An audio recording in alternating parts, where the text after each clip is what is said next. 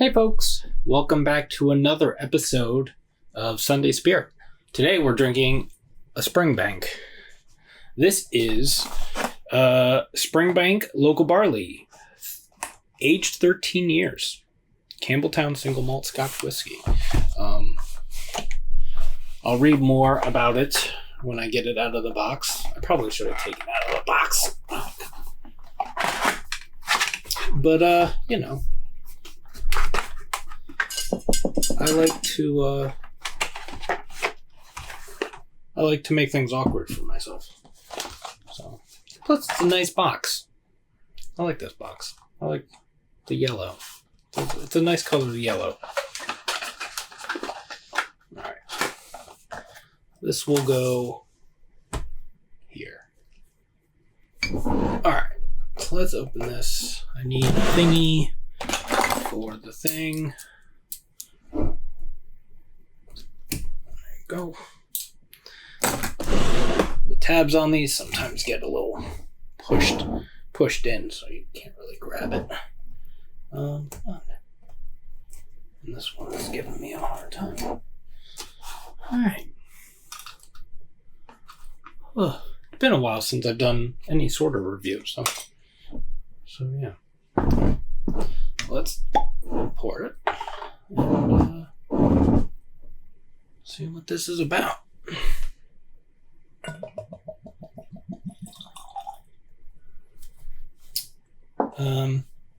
Typical Springbank label. It's got the thing on the front, thing on the back, except it's got a cool photo in the back instead of just a solid color. So that's cool. So that's poured. So let's get to this thing. So Springbank Local Barley, aged 13 years, Campbeltown, single malt Scotch whiskey. It is 54.1% alcohol by volume. Excuse me. This single malt Scotch whiskey has been distilled from barley grown on the... I'm gonna not pronounce this correctly. Kintyre? I'm probably pronouncing that wrong. It's Kintyre.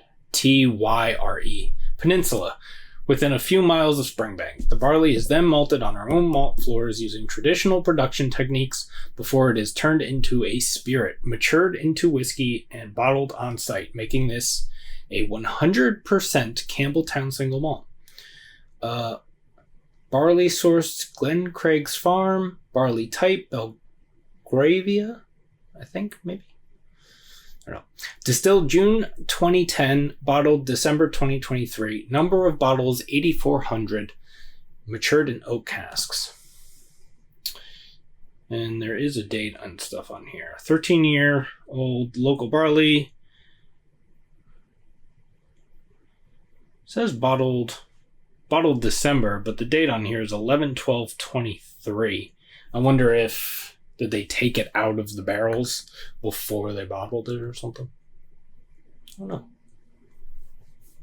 don't know. So yeah, a nice honey color. A little brassy. But looks nice. Let's see what it smells like. A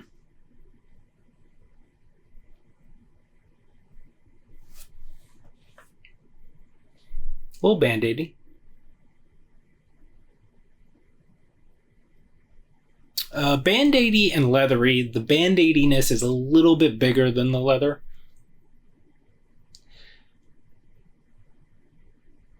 Maybe a touch of tobacco. There is like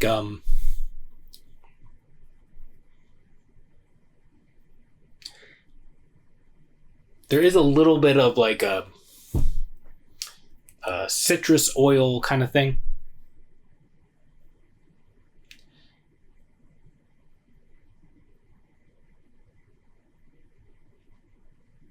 Oaky.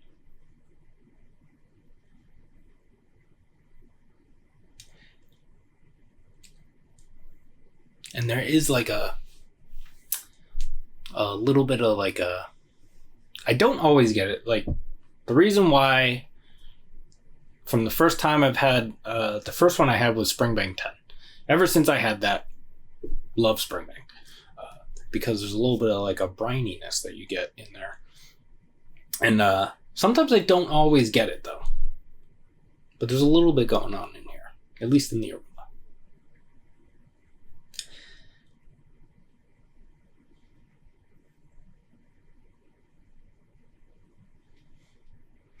There's a little bit of a dried fruit, and there's almost like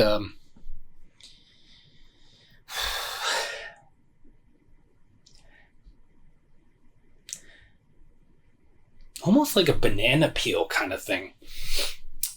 It smells quite good. So I am going to drink it. Also, I picked this up at the one liquor store that I go to, and the last couple times, well, within the last few times, not every time, but within the last few times they had some Springbank bottles and the Kilkerran and stuff. So there was only one of these, and apparently it's a pretty rare bottle. It was like $200. But yeah, let's see what it tastes like. Cheers.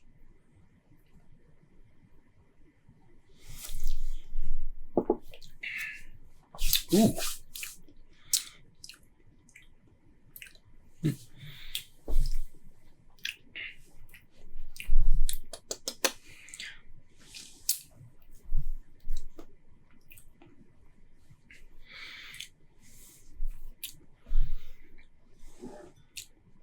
Yeah, I didn't say specifically in the aroma, but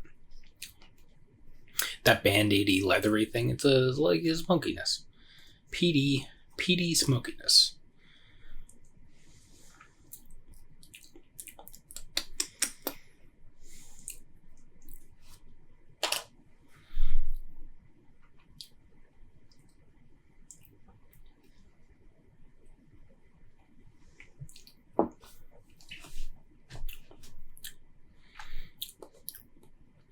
Yeah. This one's really interesting. It's a little higher ABV. Definitely get that.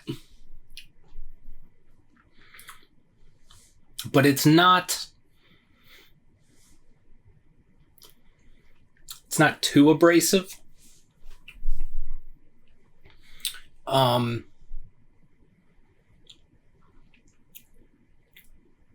And it follows the actually, I don't know if I've said this about a spirit before, but it kind of follows the aroma pretty closely. I mean, things are kind of in different places and stuff, but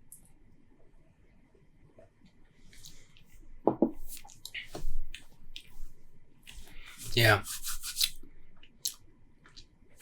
There is like, I don't know why I said it like that. There is that it's a little bit oily. It's got that little oily thing. There's a little bit of like a citrus thing, but I want to say it leans more like, I'm not saying it is lemon or lime or whatever, but I want to say it leans more that way than like orange, or it's brighter. It's like a brighter orange or something. But yeah, there's a little bit of that banana peel thing that I was getting in the aroma as well.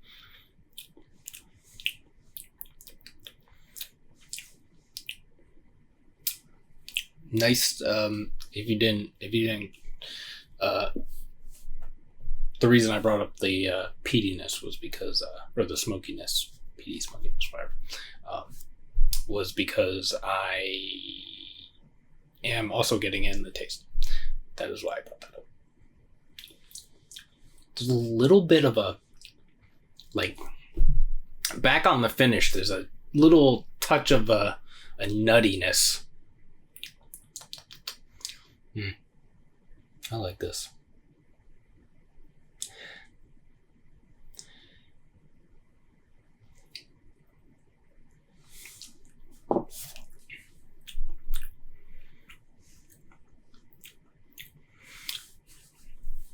kind of right in the middle. There's a little bit of that dried fruit.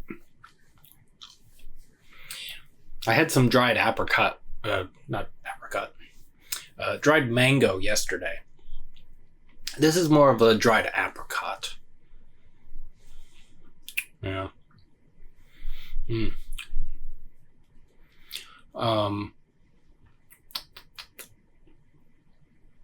Yeah. I'm tired today. If you didn't already know, I am tired. I woke up early.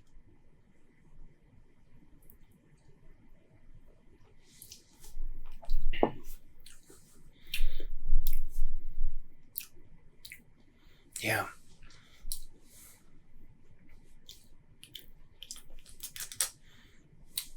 It's earthy.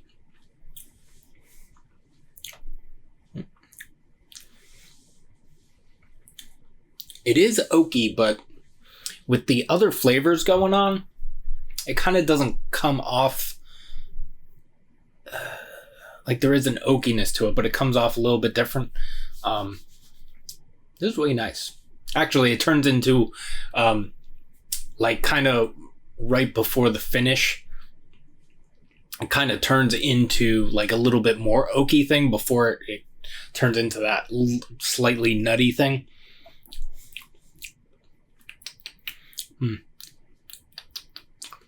Get a little bit warming. Well, I said you can tell, so I don't know. It's been a while since I've done a review, so I just feel awkward. But this is good, so that's all that matters, right? That's not all that matters, but you know.